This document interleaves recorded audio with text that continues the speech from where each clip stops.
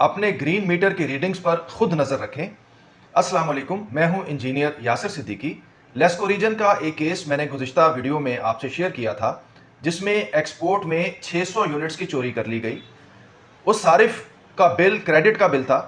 और इस चीज़ का इम्कान था कि उसको ये महसूस भी ना होता, लेकिन बहरहाल मेरी वीडियो से मुतासिर होकर उसने अपने मीटर की रीडिंग्स चेक की और इस वजह से उसको पता चला कि उसके बिल के ऊपर जो दर्ज रीडिंग है वो कम है, वो गलत है। उसने मेरे साथ शेयर किया तो वो मैंने एक वीडियो के ज़रिए आप लोगों की आगाही के लिए आपके सामने रख दिया। उसके ऊपर एक कमेंट जो मुझे मौसूल हुआ वो ये था कि भाई अगर इस दफ़ा उन्होंने कम रीडिंग दर्ज की है तो ऐन मुमकिन है कि अगली रीडिंग में वो जो फ़र्क है उसको दूर कर दें और वो मुकम्मल रीडिंग लिख दें। तो उस मामले में मेरा पॉइंट ऑफ व्यू ये है कि इसमें एक और ख़दशा, एक और इम्कान है, और वह इम्कानी सूरत हाल ये है कि अगर आपने अपने मीटर की रीडिंग्स का रिकॉर्ड ना रखा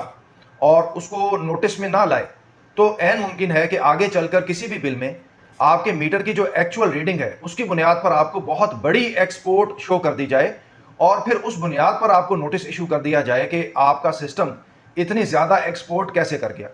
आपके पिछले बिलों में रिकॉर्ड वो होगा कि जिसमें यूनिट्स कम दर्ज किए होंगे और किसी महीने की रीडिंग ऐसी होगी कि जिसमें एकदम से बहुत बड़ी एक्सपोर्ट शो कर दी जाएगी और उस वक्त आप भी अपना सर खुजाना शुरू कर देंगे कि ये कैसे हुआ कि एक महीने में इतनी बड़ी एक्सपोर्ट हो गई। और उसकी वजह सिर्फ इतनी सी होगी कि आपने माहाना अपने यूनिट्स का रिकॉर्ड अपने पास नहीं रखा होगा।